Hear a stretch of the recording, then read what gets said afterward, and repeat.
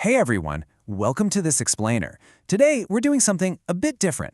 We are completely stripping away all the political noise and partisan outrage to really look under the hood of how democratic systems actually fail. We're going to conduct a clinical, structural anatomy of institutional decay, relying on foundational research to map exactly how these systems crumble. Now, we usually think of system collapse like a movie plot, some massive breach from the outside, right? A sudden coup, maybe a hostile takeover.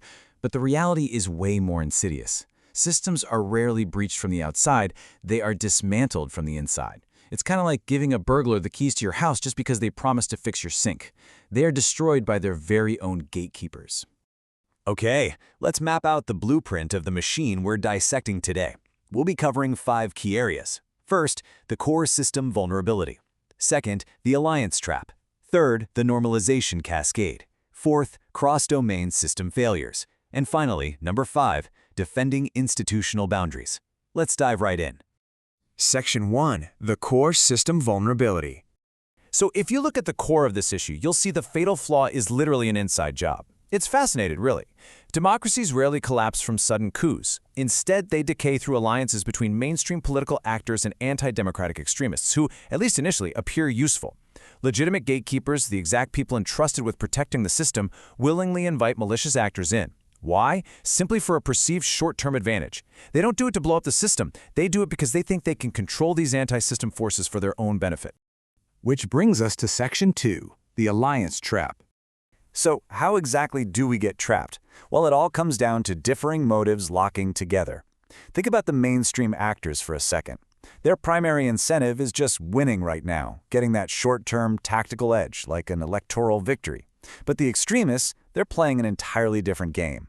They want long-term normalization. They want legitimacy and institutional access. You see how these fit together? The mainstream's desperation for a quick win perfectly feeds the extremists' need for access. Locally, it seems like a highly rational transaction, but globally, it destabilizes the entire system. All right, Section 3, the normalization cascade. This alliance we just talked about acts like a cognitive Trojan horse. We call this the normalization effect. Basically, when mainstream gatekeepers repeatedly cooperate with extreme actors, it completely erodes our baseline for what constitutes acceptable behavior. It's like moving in with a really messy roommate. At first, the mess is absolutely shocking, right? But after a month, you're just casually stepping over the garbage without even looking. Suddenly, the extremist isn't viewed as a threat anymore, just a normal, legitimate participant within the system. And we actually compound this error because of something called short-term utility bias. Listen, this isn't just a political failing, it's a deeply human one. Our brains are literally hardwired to secure today's victory while completely ignoring tomorrow's structural decay. I mean, the immediate tactical win of passing a bill or winning an election feels super tangible and urgent. But the long-term risk of eroding an institutional norm, that feels totally abstract. Well, right up until the moment the system breaks anyway. Eventually, the shock value just entirely wears off. This happens through a psychological process known as moral discounting. Basically, repeated exposure to extreme or rule-breaking behavior steadily reduces our emotional resistance. Let's be real. Outrage is an exhausting emotion to sustain. You can't keep it up forever.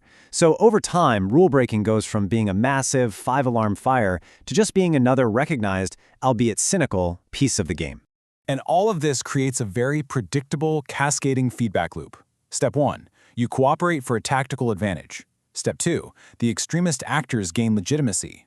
Step 3. The mainstream suddenly realizes, uh-oh, we are now hopelessly dependent on these extremists to maintain our power, which immediately forces Step 4, further cooperation and even deeper institutional weakening. The system literally becomes dependent on the exact forces trying to dismantle it. Moving on to Section 4, cross-domain system failures. Now, it's absolutely crucial to realize this isn't just about politicians. This is a universal law of systems. Take cybersecurity, for instance.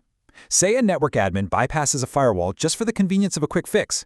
They grant partial access, and boom, that eventually leads to a catastrophic escalation of privilege attack. Or think about chess. A grandmaster tolerates some harmless-looking counterplay, only to realize later that their long-term positional integrity is completely ruined. Even in financial trading, if you cooperate with irrational noise traders, it gradually contaminates your own strategy discipline. The point is, inviting destabilization inside your perimeter for literally any reason always leads to critical failure. And that brings us to our final part, Section 5, Defending Institutional Boundaries. So how do we fix this? We have to be really analytical here.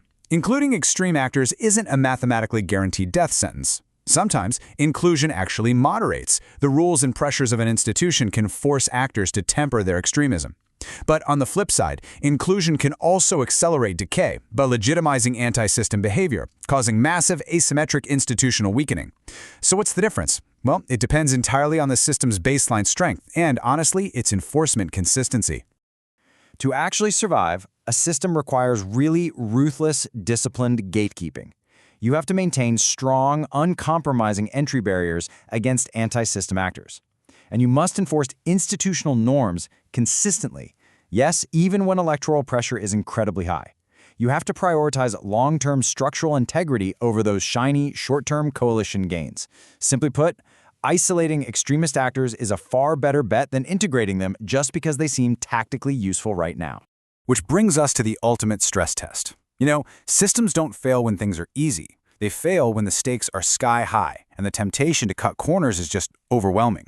So I want to leave you with this final haunting question to consider for any institution around you, whether it's your workplace, an organization, or your government. When the pressure to win peaks, will your gatekeepers sacrifice the integrity of the entire machine just to survive the day? Thanks so much for joining me for this explainer. Keep analyzing, keep questioning, and I'll catch you next time.